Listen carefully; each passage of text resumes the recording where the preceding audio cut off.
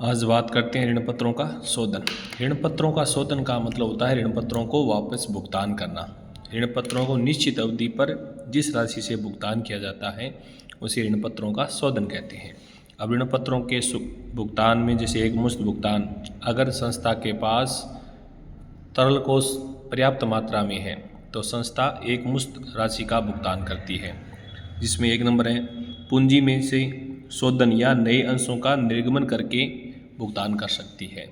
अगर कंपनी चाहे तो उसके पास जो पूंजी है उसमें से या नए अंश या नए ऋण पत्र जारी करके ऋण पत्रों का भुगतान किया जा सकता है। कंपनी अधिनियम 2013 की धारा 52 सब सेक्शन 3 में क्या प्रावधान लिखा हुआ है कि जो कंपनी वित्तीय विवरण द्वारा वित्तीय विवरण धारा 133 के लेखा मानक के अनुसार तैयार करती है तो वे कंपनी सिक्योरिटीज प्रीमियम का उपयोग अधिमान अंशों व ऋण पत्रों के शोधन पर देय प्रीमियम की राशि को अपलिखित नहीं कर सकती।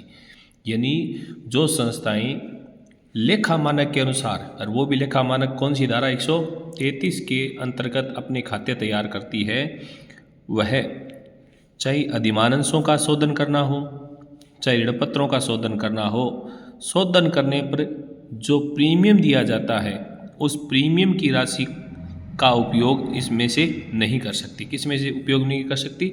सिक्योरिटीज प्रीमियम की राशि का उपयोग अधिमान अंश और ऋण पत्रों के भुगतान पर जो प्रीमियम दिया जाएगा उस राशि के लिए इस खाते का उपयोग नहीं किया जा सकता।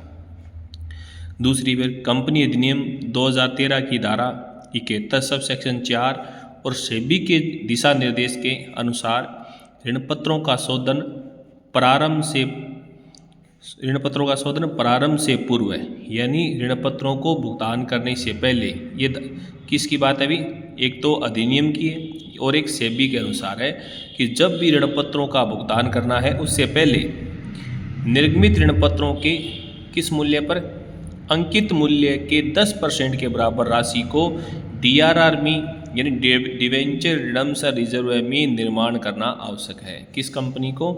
कि कंपनी अधिनियम की धारा जो 71(4) है उसके अनुसार और सेबी के जो दिशा निर्देश है उनके अनुसार कंपनी को जितने अंशों के ऋण पत्रों का शोधन करना है उस ऋण पत्रों के अंकित मूल्य के 10% के बराबर राशि को DRR में निर्माण करना होगा। इसके बाद है ऋण पत्र पूंजी में से शोधन होने पर DRR नहीं किया जाएगा, यानी केवल अगर आप ऋण पत्रों का भुगतान पूंजी में से करना चाहती हैं तो DRR बनाने की आवश्यकता नहीं होगी। DRR बनाया जाएगा अगर आप लाभों का उपयोग कर रहे हैं तब। तो उसके बाद ये तो है पूंजी में से। सेकंड कौन सी है? अगर आप केवल लाभों में से शोधन करना चाहते हैं तो ऋण पत्रों के शोधन के लिए प्रत्येक कंपनी को कंपनी अधिनियम 2013 की धारा 71(4) के प्रावधान का पालन करना होगा।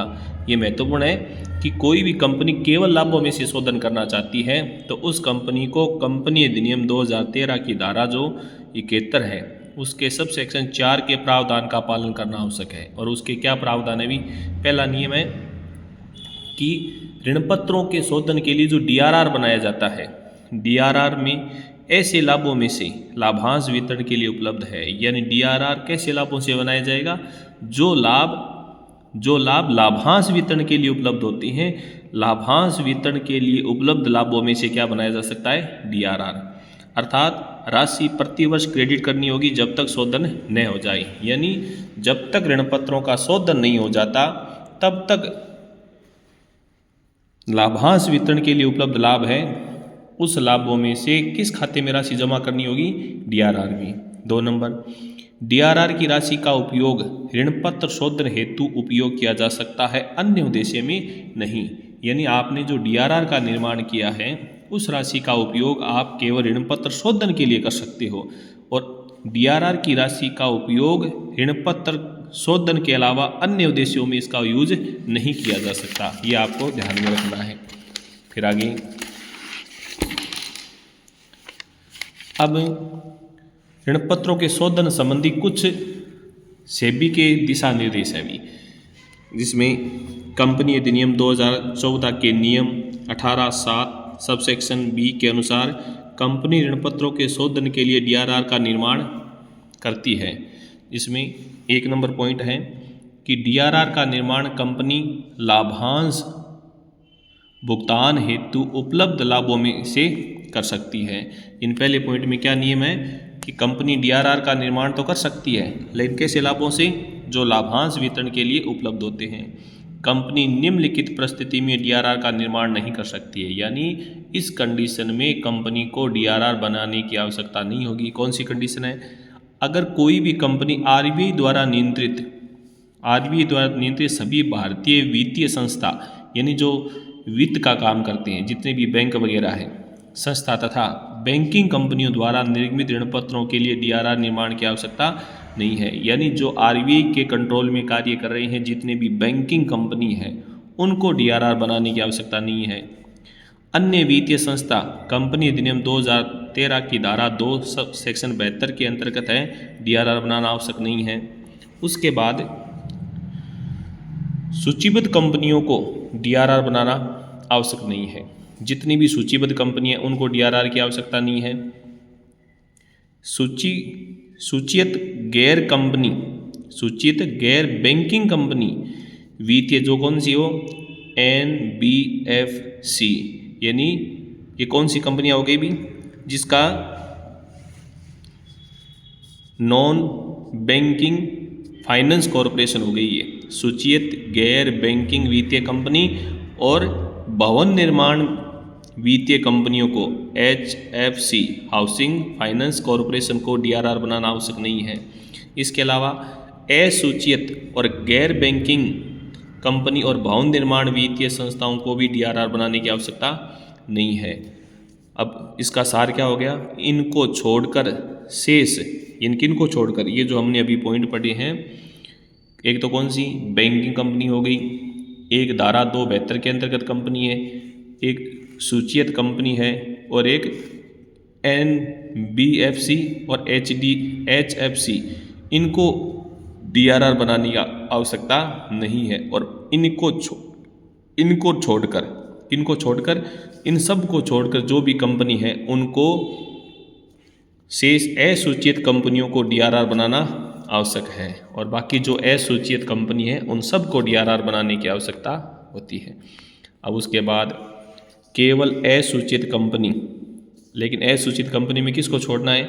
वही कौन सी कंपनी? गैर बैंकिंग वित्तीय कंपनी और भवन निर्माण, इन कंपनियों को छोड़कर ऋण पत्रों का शोधन प्रारंभ करने से पहले शोधन ऋण पत्रों के अंकित मूल्य का, किस मूल्य का भी? अंकित मूल्य का 10% लाभों में से डीआरआर में क्या होगा? हस्तांतरण का मतलब होता है डीआरआर बनाना आवश्यक होगा। फिर ऋण पत्रों का शोधन, ऋण पत्रों के लाभों में से शोधन की स्थिति में, अगर आप ऋण पत्रों का लाभों में से शोधन करना चाहते हैं तो ऋण पत्रों के शोधन की राशि 100% के बराबर डीआरआर में क्या होगी? हस्तांतरित करनी होगी। उसके बाद सभी सूचित कंपनी और असूचित कंपनी, इनको छोड़कर, कौन सी कंपनियों को छोड़कर? इन कंपनियों को NBFC और HFC को छोड़कर, जो किस में लगी हुई है अभी? गैर बैंकिंग वित्तीय कंपनी और भवन निर्माण में जो लगी हुई है, इनको छोड़कर अगले वर्ष 31 मार्च को देय होने वाले ऋण पत्र की राशि का कम से कम 15% प्रत्येक वर्ष 30 अप्रैल तक विनिर्दिष्ट प्रतिभूति या बॉन्ड में विनियोग करना होगा या अधिसूचित बैंक में जमा करवाना होगा। किनको? चाहे वो सूचित हो या असूचित, इन सब को 15% राशि का विनिर्दिष्ट प्रतिभूतियों में या बॉन्ड में या फिर बैंक में जमा करवाना होगा। तो ये ध्यान में रखना है कि डीआरआर तो किसको बनाना है? 10% इन कंपनियों को, और ये जो इन्वेस्टमेंट है 15%, ये दोनों प्रकार की कंपनियों को बनाना होगा। उसके बाद डीआरआर का निर्माण गैर परिवर्तनीय ऋण पत्रों में केवल गैर परिवर्तन हिस्से के लिए ही अनिवार्य है। इसका अर्थ ये हो गया कि अगर आपने किसी डिवेंचर को अंशों में कन्वर्ट कर दिया है, परिवर्तन करना चाहते हैं, तो जितने के आपने परिवर्तन कर दिए हैं उनके लिए डीआरआर की आवश्यकता नहीं है। जो परिवर्तन नहीं किए गए हैं उनके लिए डीआरआर होगा। डीआरआर की राशि ऋण पत्र शोधन के अतिरिक्त अन्य उद्देश्य के लिए उपयोग नहीं होगी। यानी डीआरआर का उपयोग केवल किस में होगा? डीआरआर की राशि का उपयोग केवल ऋण पत्रों के शोधन के लिए होगा। अब इसकी एंट्री होगी। डीआरआर का निर्माण किससे करना है अभी? चालू वर्ष के जो लाभ है, statement of P&L to DRR। अगर आप राशि विनियोग करना चाहते हैं तो इन्वेस्टमेंट करने की एंट्री ये होगी, debenture redemption investment account DR to क्या होगा, बैंक।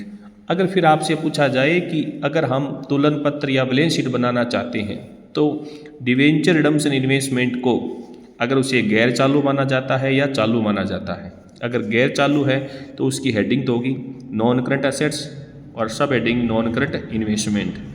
अगर आपने इसे चालू किया है, भी चालू इन्वेस्टमेंट किया है, तो करंट एसेट्स सब हेडिंग होगी करंट इन्वेस्टमेंट। तो ये आपको ध्यान में रखना है।